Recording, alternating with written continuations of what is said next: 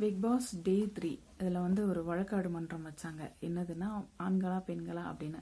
ஆண்களா பெண்களா அப்படின்ற தலைப்பில் எந்த தலைப்பு கொடுத்து பேசினாலும் பெண்கள் தான் ஜெயிப்பாங்க. ஏன்னா அவ்வளவு இன்னல்களை வந்து பெண்கள் சந்திக்கிறாங்க நாளுக்கு நாளும். அவங்க சொன்ன மாதிரி ஒரு பேட் எக்ஸ்பீரியன்ஸ் இருக்குது அப்படின்னா ஒவ்வொரு பெண்ணுக்குமே தனித்தனியாக கேட்டிங்கன்னா தனித்தனியாக அவங்களுக்கு ஒரு எக்ஸ்பீரியன்ஸ் இருக்கும்.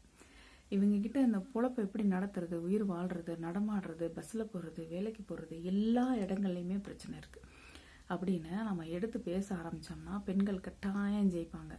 பெண்களுக்கான தலைப்பு தான் ஜெயிக்குமே, யார் வாதாடினாலும். ஆனால் ஜெயிக்கிறது பெண்களாக இருந்தாலும் இன்னல்களை சந்திக்கிறது பெண்கள் தான். அந்த இன்னல்கள் எப்போவுமே மாறுறது கிடையாது.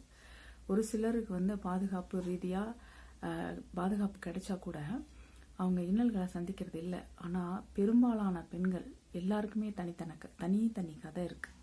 எல்லாருக்கிட்டையும் கேட்டாலுமே தனித்தனி கதை இருக்குது. கேட்டு பார்த்தோம்னா தெரியும்.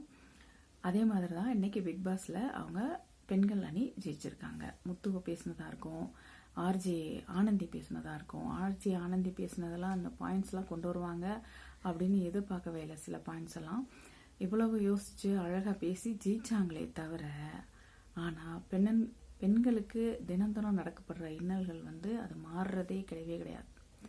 கல்யாணம் பண்ணி போன வீட்லையா இருக்கட்டும், வெளியிலையா இருக்கட்டும், மாறுறதே கிடையாது. இது என்னைக்கு தான் மாறும் அப்படின்றது தெரியல.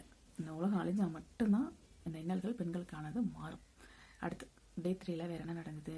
ஒரு ட்ராமா நடந்தது. ரஞ்சித்தும் அந்த ரவி, ப்ரொடியூசர் ரவி, அப்புறம் ரவிச்சந்திரன் அவர் நடத்தின அந்த ட்ராமா அது ஒன்றும் பெருசாக கொஞ்சம் கிரிஞ்சாக இருந்தாலும் ஒருத்தர் அடியெல்லாம் வாங்கிட்டு போய் விழுந்தாரு கீழே.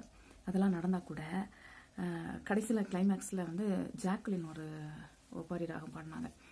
அது வந்து எல்லாருக்கும் கோவம், நமக்கே கொஞ்சம் கோவம் வந்தது தான்.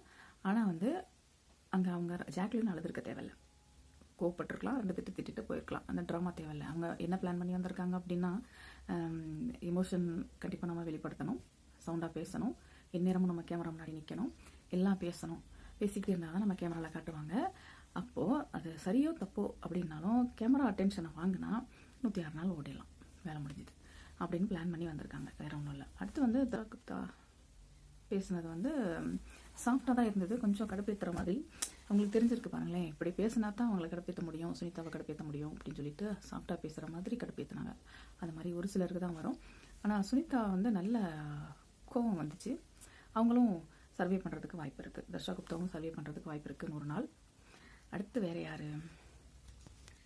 அடுத்து இந்த பிக் பாஸ் ரிவ்யூ கொடுக்குறவங்க வந்து பொதுவாக என்ன சொல்கிறாங்க அப்படின்னா, இப்போ ஃபுல்லாக அங்கே வந்தவங்க எல்லாருமே விஜய் டிவி ப்ராடக்ட் அப்படின்னு. விஜய் டிவி ப்ராடக்டாக கொண்டு வந்து ஏன் சேர்க்குறாங்க அப்படின்னா, சில விஷயங்கள் வெளியில் போகக்கூடாது அப்படின்னு அவங்க நினைக்கிறாங்க. அந்த டிவிக்கு பின்னாடி அந்த டீம் என்ன வேலை பார்க்குறாங்க, இந்த ப்ரோக்ராம் நடத்துறதுக்காக சில ரூல்ஸ் அண்ட் ரெகுலேஷன்ஸ் அவங்க வச்சுருக்காங்க, அவங்களுக்கு வச்சுருக்காங்க டீமுக்கு. அது வெளியில் போகக்கூடாது அப்படின்னு அவங்க நினைக்கிறதால தான் வெளியாட்களை அவங்க உள்ளே கொண்டு வர்றதில்லை. தெரியும் அப்படின்னு நீங்கள் கேட்டீங்க அப்படின்னா, சில விஷயங்களை வந்து மறைமுகமாக ஒரு சில கண்டஸ்டன்ட் வெளியில் போனவங்க சொல்லியிருக்காங்க. மாயா வந்து ஒரு போஸ்ட் போட்டிருக்காங்கல்ல, அந்த போஸ்ட் படித்து பார்த்தீங்கன்னா தெரியும்.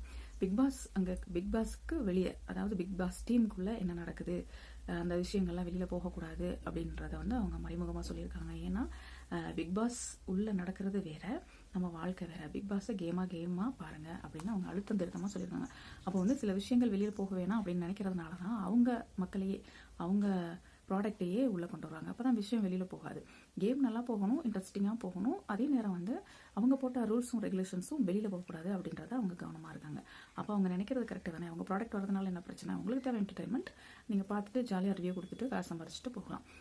இது வந்து விஜய் டிவி ப்ராடக்டாக போட்டிருக்காங்க அப்படின்னு வெளியிலேருந்து யாரை கூட்டிகிட்டு வந்து என்ன பிரயோஜனம்? வெளியிலேருந்து கூட்டிகிட்டு வந்த மக்கள் வந்து சிலர் உலர்னதெல்லாம் நமக்கு தெரியும். இவங்க தாமரை சில விஷயங்களை 1-2 விஷயங்களை வெளியில் சொன்னாங்க, சண்டை போட வைக்கிறாங்க, சண்டை போட சொல்கிறாங்க அப்படின்னு. அந்த விஷயத்தை வந்து அவங்க டீம் எதிர்பார்த்துருக்க மாட்டாங்க. அதனால் அவங்க ப்ராடக்டே உள்ள கொண்டு வந்தால் அந்த சண்டை போடுங்க அப்படின்னு சொல்கிறத கூட வெளியில் சொல்ல மாட்டாங்க. அப்படின்ற ஒரே காரணத்தினால தான் அவங்க ப்ராடக்டாக கொண்டு வராங்க. அதை நீங்கள் புரிஞ்சிக்க வேண்டியது இருக்குது. இது ஒரு பெரிய குத்தமாக அப்படி அத்தனை பேரும் அப்படி சொன்னீங்கன்னா எப்படி?